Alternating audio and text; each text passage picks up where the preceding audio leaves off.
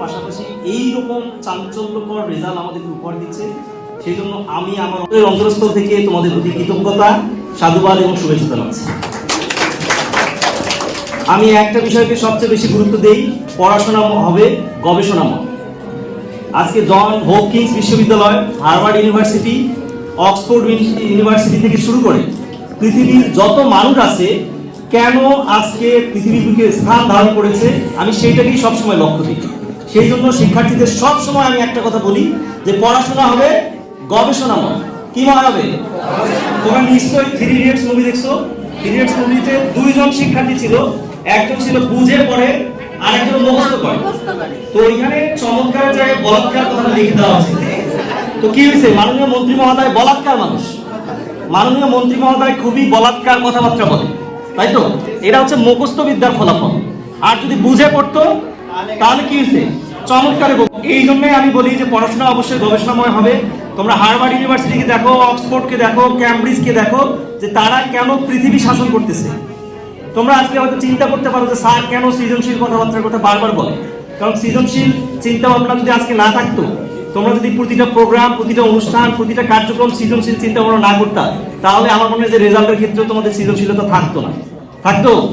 এত প্রতিকূলতার মধ্যেও বিএসসি থার্ড ইয়ারের রেজাল্ট যে রংপুর ডিভিশনের মধ্যে দ্বিতীয় এবং রংপুর জেলার মধ্যে প্রথম স্থান অধিকার করেছো, তোমরা কি মনে করে সহজ?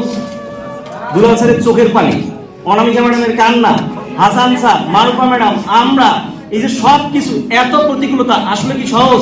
আজকে সারা রাজশাহী ডিভিশনের মধ্যে 400 শিক্ষার্থীর মধ্যে 300 শিক্ষার্থীর কাছাকাছি প্রায় কমিউনিটি নার্সিং এ ফেল করছে। সবচাইতে কম ফেল করছে রংপুরের মধ্যে আমাদের স্মার্ট লিভিং নার্সিং কলেজ। এটা আমাদের কি সাফল্য নয়? অবশ্যই সাফল্য। এই জন্য আমরা শিক্ষার্থীদেরকে অনুরোধ করব, বিগত দিনে আমাদের কিন্তু শতভাগ রেজাল্ট আসছে।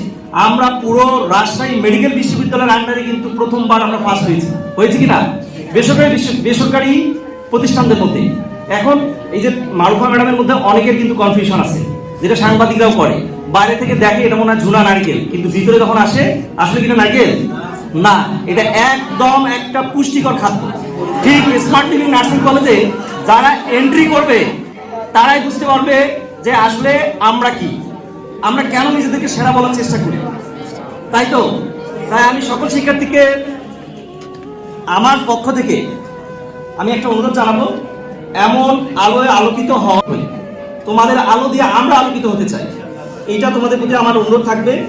পাশাপাশি আমি বলবো তোমরা আরো দক্ষতা অর্জন করো, আরো স্কিলফুল হও, আরো স্মার্ট হও, সারা পৃথিবীর বুকে সুনাম অর্জন করো, তোমরা আন্তর্জাতিক মানের নার্স হও। কারণ চেয়ারম্যান স্যার, প্রিন্সিপাল ম্যাডাম তোমাদেরকে যেভাবে আগলে রেখে তাদের দক্ষতাগুলো তোমাদের মধ্যে ছড়াই দিয়েছে। আচ্ছা বলো দেখি, চেয়ারম্যান স্যার কোথা থেকে পড়াশোনা করছে তোমরা জানো? কোথা থেকে? তোমাদের প্রিন্সিপাল ম্যাডাম সারা বাংলাদেশের মধ্যে যদি 10টা নার্সের তালিকা তুমি করো, নিশ্চয়ই তোমার ম্যাডামকে কেউ ফালাই দিতে পারবে না। পারবে? পারবে নাকি? পারবে না। সেই মানুষগুলাকে চেয়ারম্যান স্যার, তপন স্যার রংপুরের মধ্যে সবচেয়ে ভালো অ্যানাটমি ক্লাস কিন্তু সেই স্যার আসছেন। তারপরে তোমাদের শরীর প্রতিষ্ঠান নন্তু স্যার, তোমাদের সেটআপটা আসলে কোন জায়গায় নিয়ে যাওয়া হয়েছে যার কারণে কিন্তু এই রেজাল্টটা হচ্ছে। এটার পিছনে কি চেয়ারম্যান স্যার আসলে ধন্যবাদ পায় না? অবশ্যই পায়।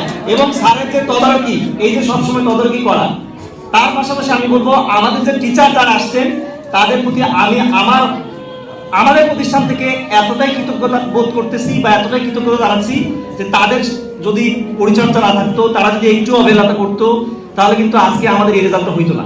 একটা গুড নিউজ হচ্ছে এটাই যে আমাদের 35 জন শিক্ষার্থী রিটেনে পাস করছে। তার মানে আমরা রিটেন পাসের ক্ষেত্রে শতভাগ সফল।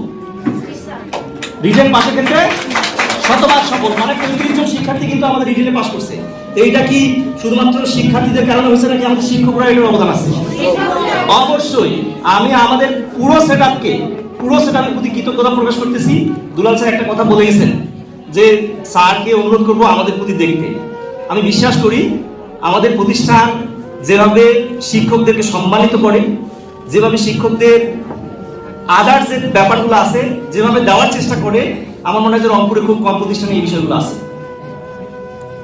আমি তারপরে চেয়ারম্যান স্যারের প্রতি অনুরোধ রাখবো আমাদের যদি সামনে ভর্তি কার্যক্রম ভালো হয় আমাদের দিকে অবশ্যই দেখার জন্য। কারণ আমরা শিক্ষকরা শুধুমাত্র ওই ইনকাম সোর্সের উপর দিয়ে আমরা আমাদের সংসার চালাই, কারণ শিক্ষকদের বাইরে কোনো ইনকাম সোর্স নাই। এই জন্য আমরা অনুরোধ করবো, আমরা যদি সন্তুষ্ট থাকি, আমাদের মন যদি ভালো থাকে, আমি জানি চেয়ারম্যান স্যার সেই রকমের মানুষ, যদি প্রতিষ্ঠান ভালো চলে, প্রতিষ্ঠান যদি আমরা ভালো চালাইতে পারি, প্রতিষ্ঠানে যদি ভর্তি কার্যক্রম, রেজাল্ট, যে সফলতাগুলো আছে এগুলো যদি আমরা ধরে রাখতে পারি, স্যার অবশ্যই আমাদের দিকে সুদৃষ্টি দিবে, এটা আমরা বিশ্বাস করি। কথা বলে শেষ করতেছি।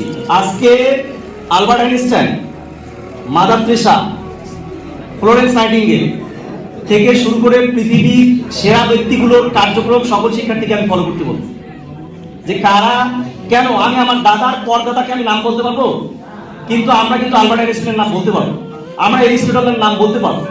তারা কিন্তু এই যে আব্রাহাম লিঙ্কন, সারা পৃথিবীর সেরা প্রেসিডেন্টের মধ্যে একজন। তোমরা গতকালকে দেখছো যে আমেরিকার একটা শপথ বাক্য পাঠ অনুষ্ঠান ছিল না? ডোনাল্ড ট্রাম্প তার শপথ বাক্য পাঠ অনুষ্ঠান নিছে।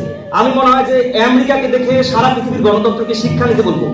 আমরা মানুষকে হিংসা করতে জানি, কিন্তু তুমি দেখো ডোনাল্ড ট্রাম্পের অনুষ্ঠানে সাবেক প্রেসিডেন্ট জো বাইডেন ছিলেন, কমলা হ্যারিস ছিলেন তার প্রতিদ্বন্দ্বী প্রার্থী, পাশাপাশি কিন্তু কে ছিলেন? Barack Obama, George W Bush ছিলেন, বিল ক্লিনটন, হিলারি ক্লিনটন, এই প্রার্থীগুলোও ছিলেন। তার মানে তারা কিন্তু অপোজিশনকে শুভেচ্ছা জানাতে, শুভকামনা জানাতে পছন্দ করে।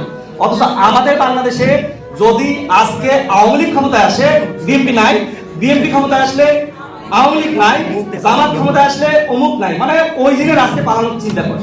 তার মানে তাদের থেকে কিন্তু আমরা কিন্তু শিক্ষা নিই না, এখানে কিন্তু শিক্ষা নিতে হবে। শুধু আমেরিকাকে ঘৃণা করতেছে, কিন্তু চিন্তা করতে হবে ভালো কাজগুলো সব মানুষের কাছ থেকে গ্রহণ করা উচিত। আমি শিক্ষার্থীদের বলবো সারা পৃথিবীর সেরা সেরা প্রতিষ্ঠানগুলোর দিকে লক্ষ্য রাখতে। এই বলে আমি আমার বক্তব্য শেষ করতেছি। সবার প্রতি আমার শুভকামনা, দোয়া এবং ভালোবাসা।